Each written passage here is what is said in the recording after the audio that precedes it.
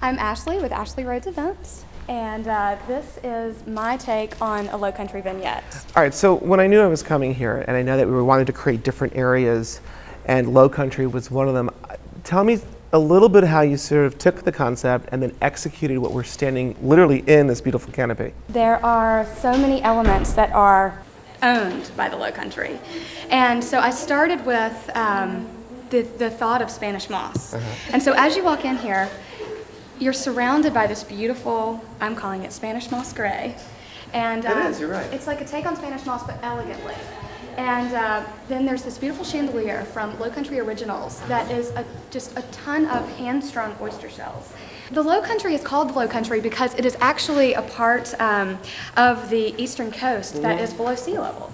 And we have Spartina grass marshes where this certain type of oyster shell lives. And so I just tried to encompass that in the whole design. Now, when you knew you were going to be doing low country, because for me, as a New Yorker, I'm not quite sure I would have understood all the details. I would have had to do a little homework on it, but you know it. Yes. What did you think? I mean, what elements did you felt were the most important? Obviously, the oyster, the Spanish moss. Did you know that immediately that was going to be the infusion together? Not necessarily, no. Were you challenged by it a little bit? A little, yeah. What I actually did was I took out a notepad and wrote down all the things that when I think of the Low Country, what are they? And what were they? I'm curious because I want to know the ones that you didn't use. Okay. There was a top 5. All and right. If you drive the Low Country from Charleston to Savannah, yes. The Spanish moss, yes. palm fronds. Which I see. Yes, we have tons of cabbage palmettos everywhere. Another thing that belongs to the Low Country are our sweetgrass basket weavers. And so that's where the floor comes from. And then there's one dish that belongs to the Low Country. All right, so educate me on the food. Yes, I will.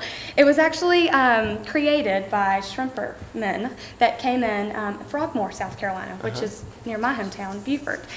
And so Frogmore stew or Low Country boil, it's pretty messy. It's usually at afternoon gatherings on the water where they just pour out these big buckets of shrimp, corn, sausage, and potatoes, and you just eat it with your fingers. So I decided with my friend Lauren from Sweetgrass Restaurant in Frogmore that we would do a reformed Low Country boil.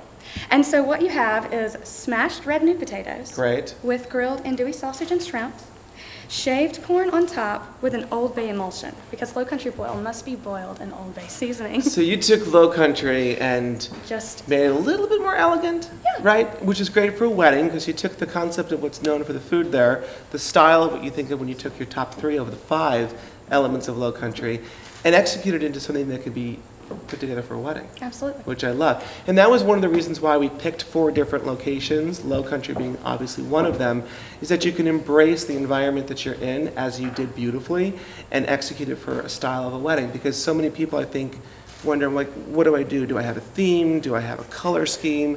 You took a location, a geographical location, and turned it into a style for a wedding.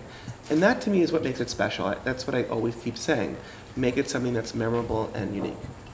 Nice job. Thank you. And if I had a little bit more time, I'd probably sit. I wouldn't be eating with my hands, by the way. So I would use the flatware. It looks incredible, and the color scheme is wonderful. You did a wonderful job. Thank you. You're very welcome.